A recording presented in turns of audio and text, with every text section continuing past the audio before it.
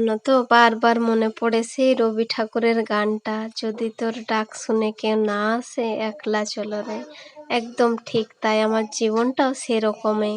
পাইনি কারো ভালোবাসা। জানো তো, যখন জন্ম হয়েছিল তখন বলেছিল, অনেক মানুষের কানে কথা শুনতাম যে আমি নাকি অনেক কালো, আমার বোন আমার থেকে ফর্সা ছিল, ওদের কিন্তু ওকে আলাদাই ভালোবাসতো সবাই। তারপরে বাড়ির থেকেও একটু, যতই করো যে একটু ভালো থাকে না তাকে বেশি করে। তারপর শ্বশুর বাড়ি গেলাম, সেখানেও সেই একই অবস্থা, অবহেলা অবহেলা। জানো তো, আমার জীবনটা কেমন যেন। তারপরে এই যে স্বামীর ভালোবাসা পাই না, কারো কোনো ভালোবাসা পাই না আমি। যাই হোক, একলা চলতেই ভালোবাসি। আমি আমার মতো। এই যে আমি আমার বাচ্চাদেরকে এত কষ্ট করে বড় করছি ভাড়া ঘরে থেকে। তারপর সমস্ত কিছু ওদেরকে আমি চেষ্টা করি যে আমার থেকে ওদেরকে ভালো করব, ভালো রাখবো, ভালো। আমার ছোটবেলাটা যেমন কেটেছে, আমি যেমন, তার থেকে ওদেরকে ভালো রাখতে চাই। কিন্তু ওই যে হাত পাগুলো বেঁধে দিয়েছে, না পারি কিছু কাজ করতে, না পারি কিছু। যেই মেয়েটা বড় হলো একটু, তারপরে এই যে বাবু হলো, আর এখন তো আরোই কাজ করতে পারছি না, কিছু কাজ করার চেষ্টা করলেও পারছি না। তবে যাই হোক, এখন কষ্ট হচ্ছে, পরে একদিন নিশ্চয়ই সুখ আসবে। এটাও শুনেছি অনেকের মুখে, যে এক সময় সুখ থাকে, এক সময় আবার দুঃখও কাটে মানুষের। আমি জানি না গো আমার জীবনটা কেমন, তবে আমার পাশে তোমরা সবাই থাকবে। আমি অনেক কষ্ট করে ভিডিও বানাচ্ছি, শুধু এদেরকে নিয়েই আমার স্বপ্ন একটা ছোট্ট বাড়ি বানাবো। এ দেখো, এটা আমার ভাড়া বাড়ি। এখানে আমাদের প্রায় 1 বছর হয়ে এলো। আজকে সারাদিনটা আমি যা যা করলাম তোমরা ভিডিওর মধ্যে দেখে আর আমার কথাগুলো শুনতে থাকো। জানো তো, অনেক কিছুই কাজ থাকে সারাদিন, এত সব কাজ, বাচ্চা দেখা, তারপর বাইরের টুকটাক কাজগুলোও করা। আর এই যে বাবুর আজকে শরীরটা একদম ভালো নাই, সর্দি, নাক দিয়ে একটু জল পড়ছে পুরা। তারপরে যে সকালে বললো একটু হরলিক্স খাবো, এই যে দোকান থেকে 5 টাকার হরলিক্স প্যাকেট কিনে আনে আর ওকে দিচ্ছি এখন জলের সাথে গুলে। তাছাড়া ওর জন্য তেমন কিছু আর আলাদা খাবার দেওয়া হয় না। মাঝে মধ্যে এই ছোট ছোট হরলিক্স প্যাকেটগুলো এনে দেওয়া হয়, বাড়ির খাবার যা হয় সেই সবেই দেওয়া হয়। ছোট বাচ্চাদের এখন কত কিছু বেরিয়েছে, আমার মেয়েকে তখন দিতে পারতাম, কিন্তু এর জন্যে অতটা কিছু করতে পারি না গো। তারপরে এই যে আমার এই ঘরটা কেমন অগোছালো হয়ে আছে, তোমরা এইগুলো দেখে কিছু মনে করো না। জানো তো, যার জীবনটা যেরকম চলে সেই বুঝতে পারে যে কিভাবে আর কি পার হয় দিনগুলা।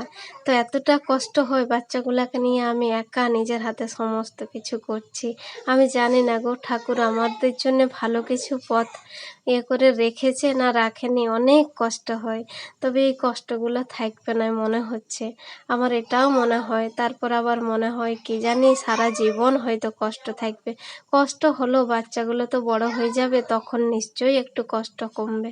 আর এই দেখো, আমি সমস্ত ঘরটা গুছিয়ে নিলাম। এই একটাই রুম, এর মধ্যে আমরা সবাই থাকি এই বিছানাতে, 4 জন। আর তোমাদের দাদা ভাই ওই যে দোকানে যায় আসে, কিন্তু কোনো কথা বলবে না, জানো তো, নিজের মধ্যেই সব কিছু লুকিয়ে রাখে। বাইরের মানুষদের সঙ্গে সবার সঙ্গে ঠিক থাকে, কিন্তু আমার সাথে অতটাই নেই। তবে যাই হোক, আমিও মনে করি যে হয়তো মানুষটা এখন টাকা পয়সার জন্য এরকম হচ্ছে, আগে এতটাই ছিল না। কিন্তু কি করবে, অভাবের মানুষের অনেক কিছুই পরিবর্তন হয়। তবে জীবনটা এরকমই, যদি কেউ না থাকে না তো একলাই চলতে হয়। এটাই, এখন অনেক মানুষ আমাদেরকে চিনতে শিখেছে, বুঝতে শিখেছে, অনেক মানুষ কথা বলতে চায় না। যারা আর কি চাকরি বাকরি করে তারা তো আরোই মিশতে চায় না। তবে ওই যে আমি আমার মতো, জানো তো, কারো সাথে মিশতেও পারবো না, কারো মতো চলতেও পারবো না। নিজে যেমন থাকি, নিজের যেমন যা কিছু আছে সেটাই শান্তি। আর আজকে একটু হাটে গেছিলাম, তেমন কিছু সবজি ছিল না, এই যে কচু আর কয়েকটা ভেন্ডি ছিল, ওইগুলা রান্না করে আর হাটে গেছিলাম। সকালে এই যে একটা আলু সিদ্ধ আর চাল একসাথে দিয়ে দিলাম, যাতে করে একটু ভাত হয়ে যায়। ফ্যান ভাত খেলে তখন আলু সিদ্ধর দরকার হয়। আমাদের বাড়িতে প্রায় দিনেই আর কি ফ্যান ভাত আলু সিদ্ধ হয়। তাছাড়া এমনি খাবারও হয়, কিন্তু ওই যে ফ্যান ভাত না খেলে ভালো লাগে না। জানো তো, একটু আলু সিদ্ধ ওই জন্যেই বসিয়েছি। দেখো তো, ঝুড়ির মধ্যে এই যে টমেটো আর কয়েকটা ভেন্ডি আদা রসুন লঙ্কা বাবু সব মিশিয়ে দিয়েছে, এগুলো কালকেই মিশিয়েছিল। তারপরে আমার আলাদা করাই হয়নি, যখনই সবজি কাটবো একটার সাথে একটা ফট করে মিশিয়ে দিবে। ছোট বাচ্চাদের কাজ জানো তো, ওদের স্বাধীনতাগুলাও একটু একটু মানে করতে হয়। ছোটবেলায় এই সময় দুষ্টুমি করে, কিন্তু কি করার আছে বলো। তবে একলা মানুষ হলে সারা ঘরটাকে গুছানো সারাদিনে মানে কম ব্যাপার লয়। বাইরে যারা থাকে তারা এসে ঘরে বলে যে সারাদিন কি কাজ করলে, যে এইটুকুও করতে পারোনি, এই রান্নাটা কেন এরকম হয়েছে, এটা এরকম হবে না, এটা এরকম কেন হচ্ছে, মানে সারাদিনের অনেক আর এই যে বাবুকে দেখো মিষ্টি দিয়েছে পাশের বাড়ির দাদা ভাই, খুব ভালোবাসে ওদেরকে জানো তো, দু ভাই বোনকেই। তাই ও মিষ্টি খাচ্ছে। আর আমার স্নান টান হয়ে গেল, এবার রেডি হব। দেখো তো এখানে 5টা মিষ্টি এনে দিয়েছিল। ওদেরকে অনেক ভালোবাসে, মাঝে মাঝেই ওদেরকে কিছু না কিছু এনে দেয়।